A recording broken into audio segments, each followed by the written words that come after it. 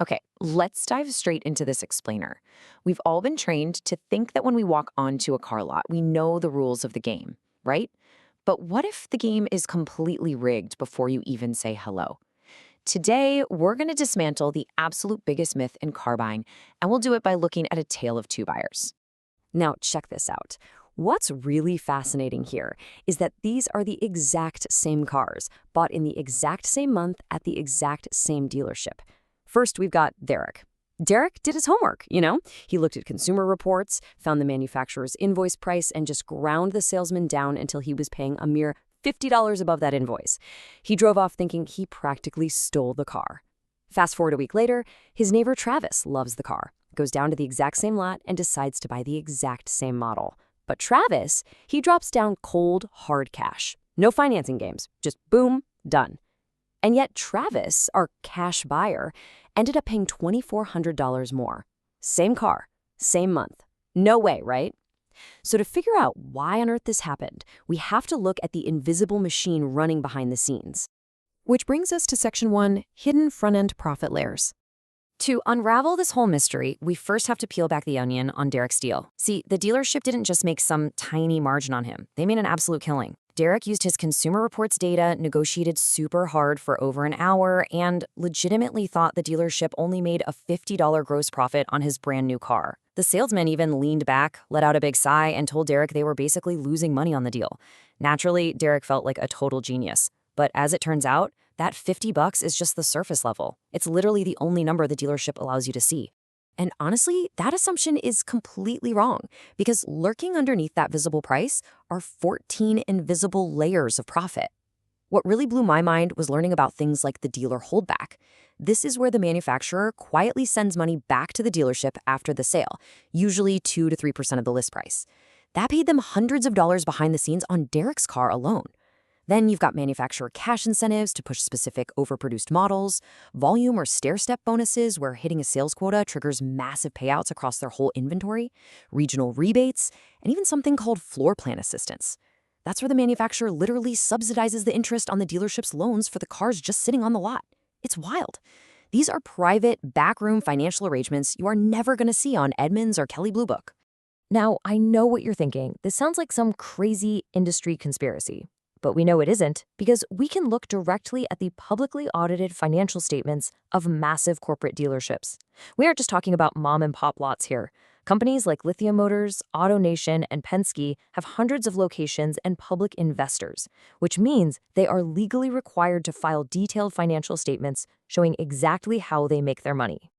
And according to their own data, the average gross profit on a new car is actually a massive $3,263. Let that sink in for a second.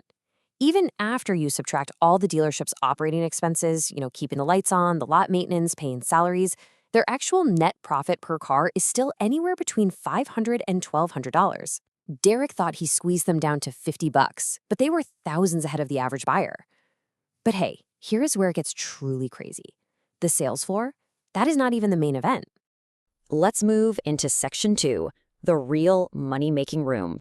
Because, believe it or not, the sales floor isn't even where they make their biggest margins. All that exhausting back-and-forth haggling you do with the salesperson, that's just the warm-up act. The real money is made in a small back office by the finance manager, who is just waiting for you to drop your guard, thinking the tough negotiation is over.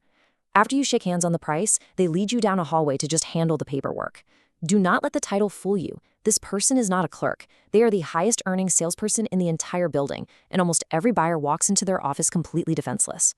When you actually break down the markup, you can see exactly how they squeeze thousands out of you. First up is the loan reserve. Say a lender approves you at 4%. Well, the dealership might charge you 5%, and they just pocket the difference. That is $600 to $800 of pure profit right there. Next, they'll push the extended warranty, making sure to highlight everything it covers while totally glossing over what it doesn't. The profit margin on that? $700 to $1,000. Then there's gap insurance, which covers the difference if you total the car. That adds another $250 to $400 in profit. And then comes my absolute favorite, the endless paperwork fees. You've got documentation and processing fees, electronic filing markups, even notary fees. Basically, they charge you a premium just for typing your name into a computer and hitting print. So add all of that up, and a dealership can make up to $2,900 on a single car just in that finance office. Think about poor Derek for a second. He walked away thinking he won because of his $50 margin on the sales floor. He entirely missed the hundreds of dollars in hidden dealer holdbacks, plus the thousands he just handed right back to them in the finance room. The machine worked exactly as it was designed to. Which brings us right back to our ultimate mystery. If Derek gave up all that backroom profit through financing and warranties, why on earth did our cash buyer, Travis, pay $2,400 more? Remember, Travis walked in, proudly announced he was paying cash, fully expecting VIP treatment and the absolute best price on the lot. But instead, he got punished. Let's look at Section 3, the cash buyer penalty. You know, we're conditioned in basically every other area of life to believe that cash is king. A contractor might give you a nice discount for cash. A small business might knock off the credit card processing fee. But it turns out, a car dealership operates in an entirely different reality. You see, to them, a loan isn't a cost. Financing is actually their most lucrative product. So walking in with cash instantly kills their best revenue stream. When Travis announced he was paying cash, the dealership heard exactly one thing. I am about to eliminate over $2,000 of profit from your finance office. No interest markup, no loan reserve, no gap insurance upsells, zero. So the dealership did the only thing it could possibly do to protect its margins.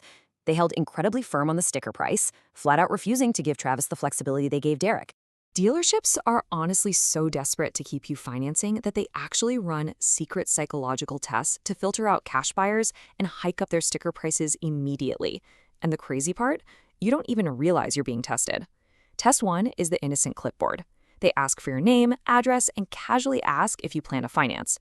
It looks like a mere formality, but trust me, it's a filter. Test 2 is the procedural credit check halfway through the process, just to make sure you qualify. They aren't actually checking your creditworthiness, they're checking your commitment to financing. And Test 3, the pre-filled loan app. The salesperson slides it over to you before you even enter the back office. The further you get without committing to a loan, the less negotiating power you have. Now for the really fun part. Section 4, the ultimate buying strategy. Now that we've exposed their machine, we're left with a big problem. If paying cash costs you more, but financing traps you in hidden fees, how do you actually win? Well, financial expert Professor Welf lays out a brilliant 6-step Trojan horse strategy in this explainer to use their own greed right against them. Step 1. Walk in fully appearing as a financing buyer. Literally never mention the word cash. Step 2. Casually ask about the loan origination fee, acting like you're just comparing rates with your local credit union. Steps 3 and 4. Negotiate the purchase price and those backroom finance products aggressively. They'll usually give you deals here because they fully expect to make their money back on your loan in the backroom. Step 5, read that contract line by line, looking for hidden fees. And finally, Step 6, the real magic. You sign the loan, drive the car home, and pay it off completely the very next day. Boom. You get the massive discount of a financing buyer, but you completely avoid the long-term interest. Just remember, you really have to read the fine print because this entire maneuver relies on 2 very specific rules.